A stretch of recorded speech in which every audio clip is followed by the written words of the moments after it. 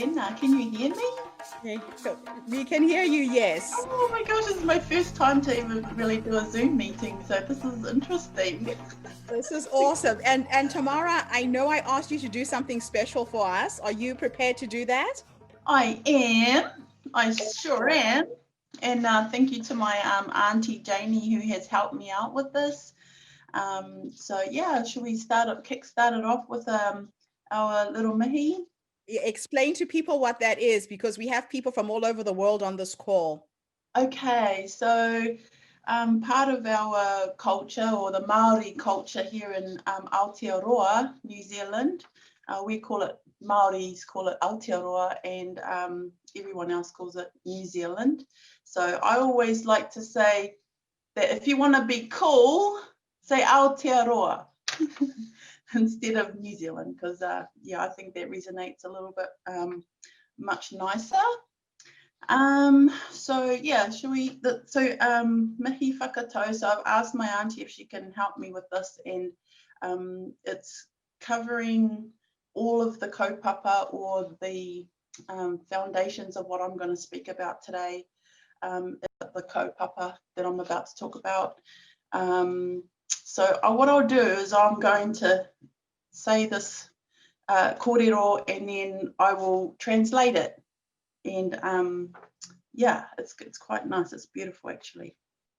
And here we go. Whakataka te hau ki te uru. Whakataka te hau ki tonga. Kia mākinakina ki uta. Kia mātaratara ki tai. E hi ake ana te atakura. He tio, he huka, he hau hu. Tihei Mauri ora. I probably didn't record that, but anyway. So this little mihi is translated as, gather the winds of the west, the south, bring the piercing cold to shore, the intense cold to the sea, the icy cold of the breaking surf to the shore. The breeze of the wind calls, Tihei Mauri ora, which is, it is life. And that's that one. So yeah, that was from my auntie Janie, and I just want to thank you very much for that, because that is such a beautiful one. And yeah, it kind of like just brings us, it grounds us. It blankets us with support, and from my tupuna, who are my ancestors, words of wisdom, and bringing just protection and looking after us as we walk through this kaupapa, because it's quite a heavy one. Yeah, so I think we're okay to roll forward now. So thank you, Auntie. Yeah, so Gertrude, thank you for this opportunity. And it's lovely to finally talk to you in face to face.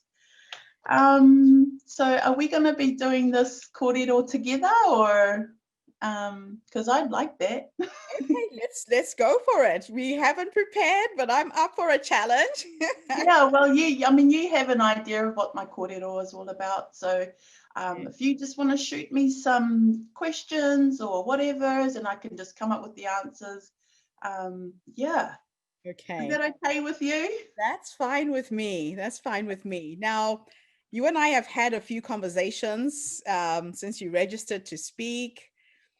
If you were to say you are on this planet for one specific reason, your calling, your reason for being, what would that be?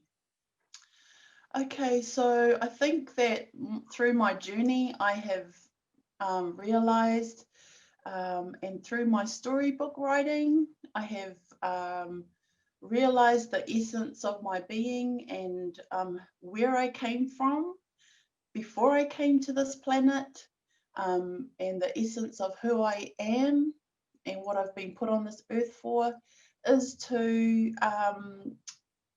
is to share with everyone out there that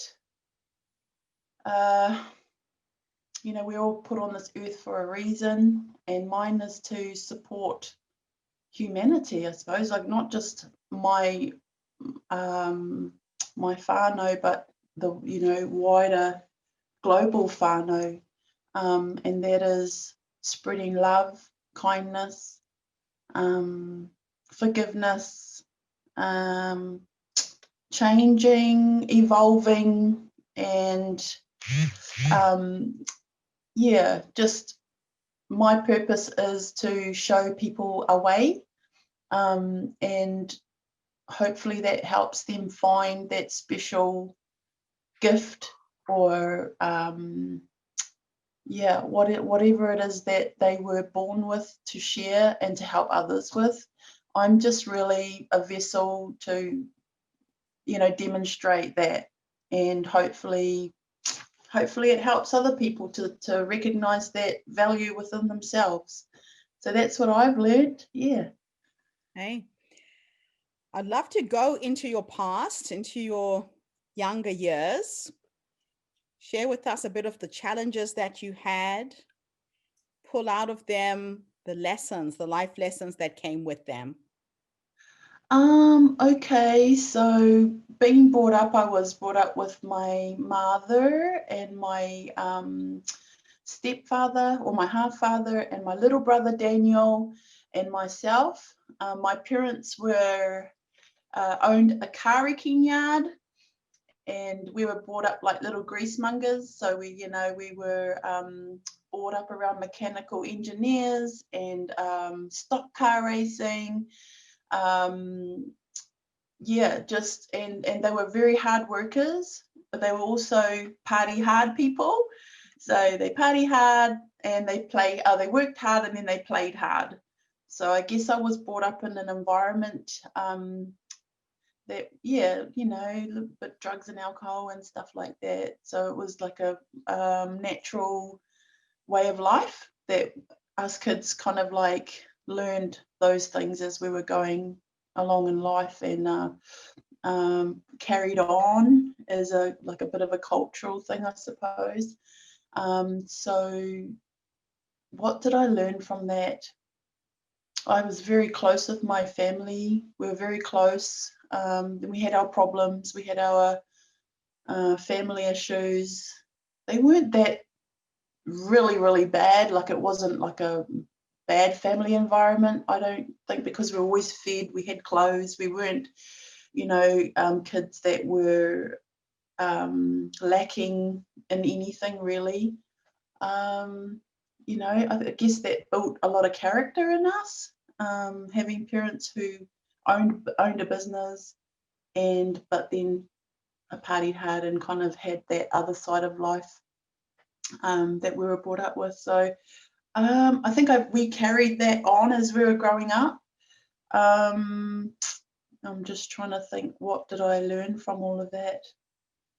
I suppose it got to that stage when I became an adult that I learned that that wasn't the best way to live your life, and I suppose not to have regret about it, but just to take it and make my life stronger, or make me stronger as a person, and to try and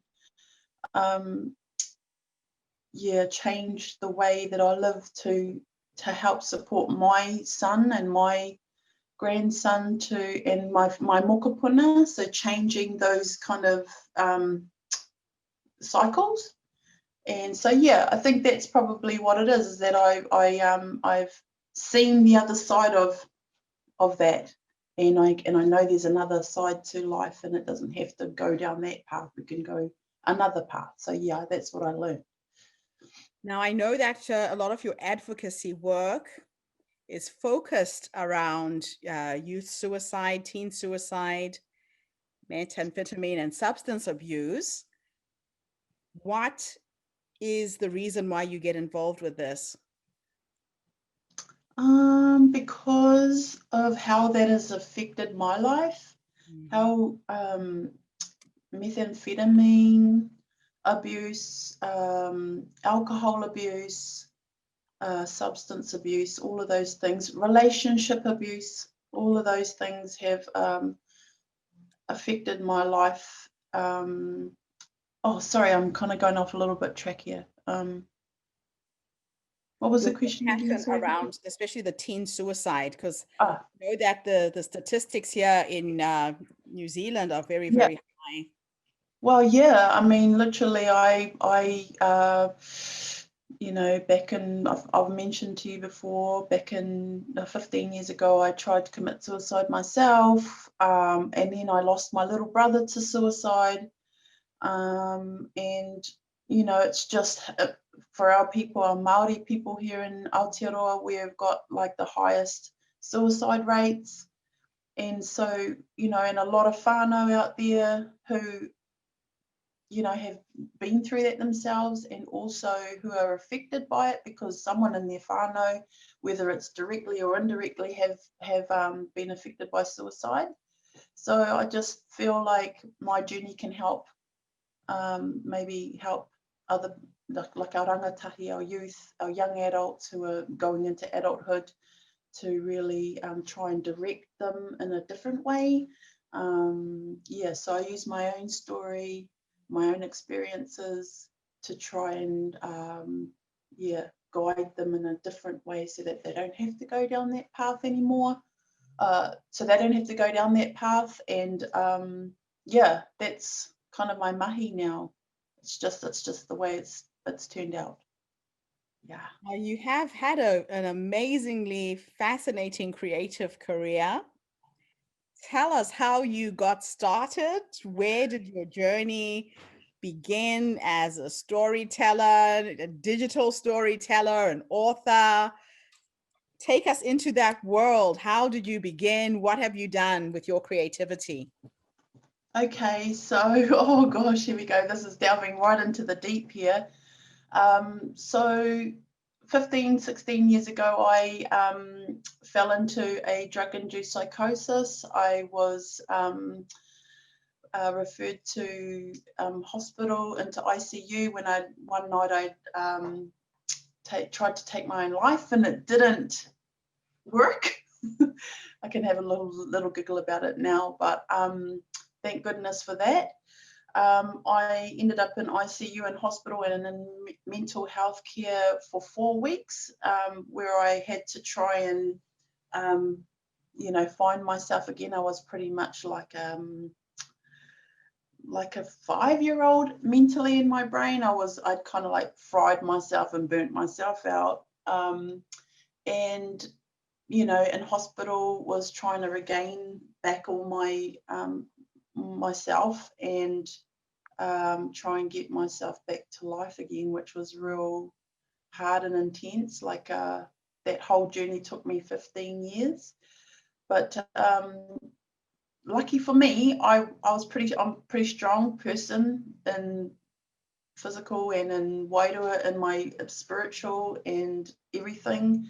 And I pulled myself out of that place, and I was praying to God like so much all the time, like, please, I just need you. I really need to I need to become well again, and can you please help me? So that went on for 15 years, and at the early stages of my healing, my story came to me, and it was a huge story. So I straight away got my laptop out, and I just, all of this information coming into me, streaming from the universe into me, I just put it all onto my laptop and just spewed it into my laptop, and then began the process after that, writing this children's fantasy audio book. The story is about me and where I came from before I came to this world, which I didn't even really remember myself until I was reminded. So, you know, over the 15 years I developed it, it morphed into something that I never expected in all my life that it would turn out the way it did. But I just kept at it because it felt true to me. It felt authentic and natural, and very entertaining. You know, I started writing, I started creating the costumes and that for the characters, the storybook characters, and then I started going out into the community and, you know, trying to get through my fears, because drug-induced psychosis was a very scary place to be. You know, I was living a life with one foot in hell and one foot on this planet. So I was trying to overcome a lot of things that were going on for me. And the book and the story actually, and my tupuna, my ancestors who are all in this book and all in this story, were there to help guide me and keep me safe and protected, and you know, just drawing this big picture for me of who I am as an essence, and what my purpose for why I've been brought to this planet was to do. So here I am, like, learning all this new stuff about myself, being reminded of who I am. I'm like, oh, gee, that's why I am the way I am. That's why I always forgive, and I'm so kind, and I just let things go over my head, because in essence, this is the person that I am. Yes. And so, hey, how can you neglect that, and how can you just push that aside?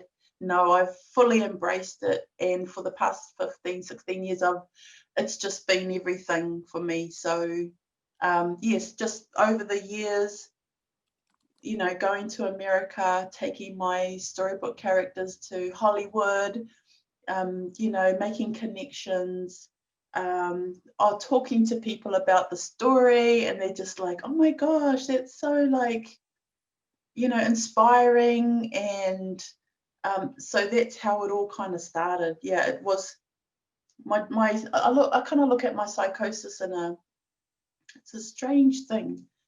It was really horrible. It was a horrible experience, but out of that experience came all of this beautiful taonga. You know, in Māori we say taonga, which is a gift.